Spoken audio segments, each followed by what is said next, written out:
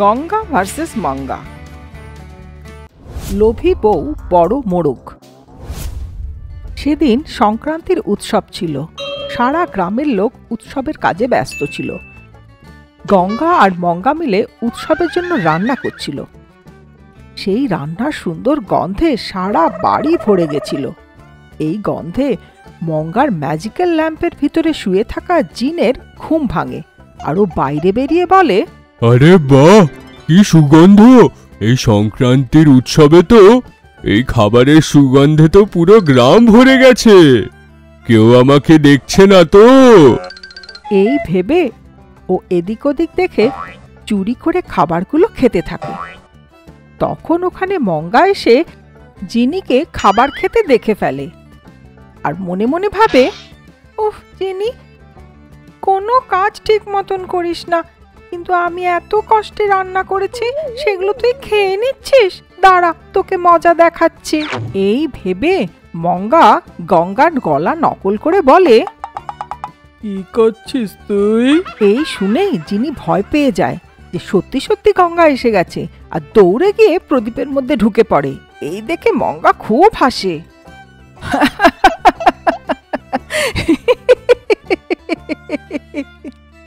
তখন জিনি বুঝতে পারে এই সব কাজ কারবার মঙ্গারই।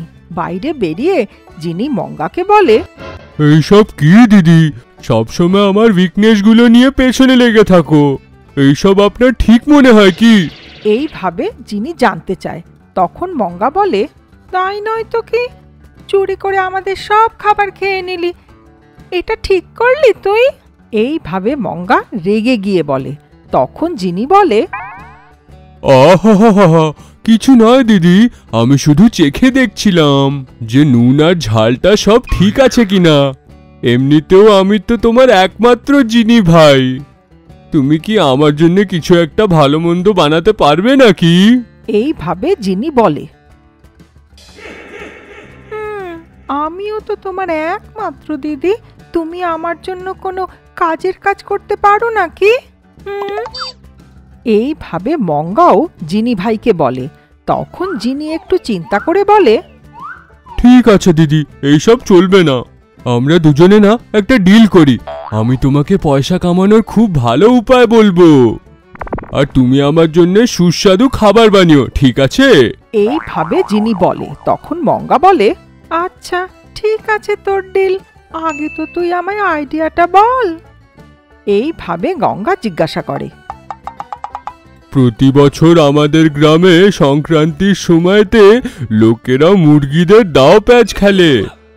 এই খেলা যারা খেলে, জেতা লোককে হেরে যাওয়া লোকটি পয়সা দেয়। তো এইবারে আমরা নিজের মোরগকে এইখানে পাঠাবো। হেরে যাওয়া লোকেদের কাছ থেকে আমরা অনেক পয়সা নিতে পারবো। এইভাবে জিনি বলে। এই কথা শোনার পর মঙ্গা কিছুক্ষণ চিন্তা করে, আইডিয়াটা তো খুব ভালো, কিন্তু আমাদের মোরগ জিতবে তো? এই শুনে জিনি তখনই মঙ্গাকে ঘরের বাইরে নিয়ে এসে দেখায়। সেখানে ও নিজের হাতে জাদু করে, আর সেই জাদুতে ওখানে একটা বড় মোরগ চলে আসে। এই দেখে মঙ্গা অবাক হয়ে যায়। তখন জিনি ওই বড় মোরগ দেখিয়ে বলে, এখন বলো দিদি, এই মোরগের সঙ্গে কেউ হারতে পারবে না শুধু জিততে পারবে? হারবে কি? একে দেখে তো লোকেরা আমাদের সঙ্গে লড়াই করতেই ভয় পাবে। এইভাবে দুজনে হাসতে থাকে। মোরগের লড়াইয়ের জন্য দুজনে তৈরি হয়ে যায়। জিনি ওই বড় মোরগের মধ্যে ঢুকে ওকে কন্ট্রোল করতে থাকে, আর মঙ্গা বাইরে দাঁড়িয়ে ওই মোরগকে আদেশ দিতে থাকে। গঙ্গাও ওখানে ছিল। যেরকম মঙ্গা আর জিনি ভেবেছিল, অনেক মোরগ ওই বড় মোরগ দেখে ভয়ে পালিয়ে যায়, আর কিছু হেরে যায়, আর কিছু লোক তো না খেলে ভয়ের চোটে মোরগ দেখে টাকা দিয়ে নিজেই হার মেনে নেয়। এইভাবে মঙ্গা অনেক টাকা রোজগার করতে থাকে। এইসব চুপচাপ দেখতে থাকা গঙ্গার সন্দেহ হয়। গঙ্গা নিজে জাদু করে ওই মোরগকে ভালো করে দেখে। তখনও বুঝতে পারে ওই মোরগের ভেতরে জিনি বসে আছে, আর ও সব কথা বুঝতে পেরে যায় যে এরা দুজনে কি প্ল্যান করেছে। তখন গঙ্গা নিজের মনে ভাবে, ও আচ্ছা, তাহলে জিনি আর আমার বৌমা মিলে লোকেদের ঠকিয়ে টাকা রোজগার করছে। এদের দুজনকে তো শিক্ষা দিতেই হবে। এইভাবে নিজের মনে চিন্তা করে গঙ্গা সোজা জিনির কাছে গিয়ে জিনিকে ডাকে। কি করছিস তুই? এই বলে জিনিকে ডাকে। এটা শুনে জিনি মনে মনে ভাবে, হাহা, মনে হয় আবার মঙ্গা দিদি হবে। এই কথা মনে ভেবে বলে, কি দিদি, কতবার তুমি আমার মনের উইকনেস নিয়ে খেলবে? আপনার আর কোনো কাজ নেই নাকি? হ্যাঁ, এইভাবে জিনি বলে। জিনির কথা শুনে গঙ্গার আরো রাগ হয়ে যায়। কিরে, মাথা খারাপ হলো নাকি তোর? এই বলে গঙ্গা চেঁচিয়ে ওঠে। এই কথা শুনে জিনি পিছন ফুরে দেখে। ওখানে দাঁড়ানো গঙ্গাকে দেখে অবাক হয়ে যায়। আরে গঙ্গা বোন, আমাকে ক্ষমা করে দাও গঙ্গা বোন। আমি ভেবেছিলাম আপনার বৌমা মঙ্গা হবে। আমাকে ক্ষমা করে দিন, ক্ষমা করে দিন গঙ্গা বোন। এইভাবে কাঁদতে থাকে। জিনিকে কাঁদতে দেখে গঙ্গা বলে, কি হলো জিনি, আবার লোকেদের বোকা বানাতে বেরিয়েছিস? আমি তোকে এত বোঝাই, তাও বুঝিস না? আরে বড় বোন, আপনি অত রাগ করবেন না বড় বোন। আমি শুধু একটু সুস্বাদু খাবারের জন্য লোভ করছিলাম। আমাকে ক্ষমা করে দিন দিদি। আপনি যা বলবেন আমি সেইটাই করব। এইভাবে জিনি বলে।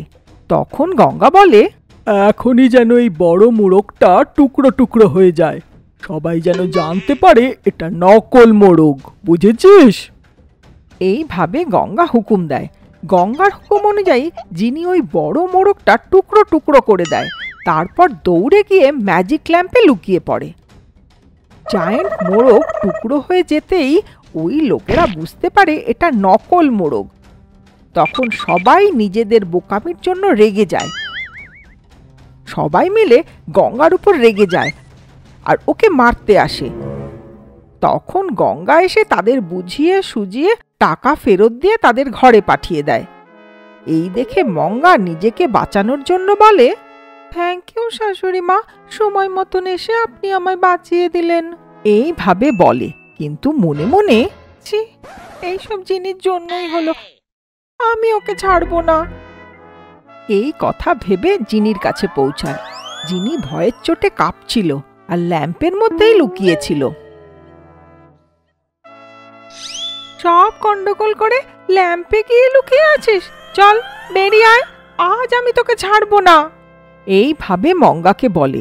তখন জিনি সব কথা মঙ্গাকে বোঝায়। জিনির কথা শুনে মঙ্গা সব বুঝতে পারে। তখনও মনে মনে ভাবে, হ্যাঁ, এই পুরো প্ল্যান আপনার ছিল শাশুড়ি মা। তার উপর কিচ্ছু জানি না ভান করে আমাকে বাঁচানোর নাটক করলেন। একদিন আপনাকে ঠিক দেখে নেব। এইভাবে মনে ভাবে।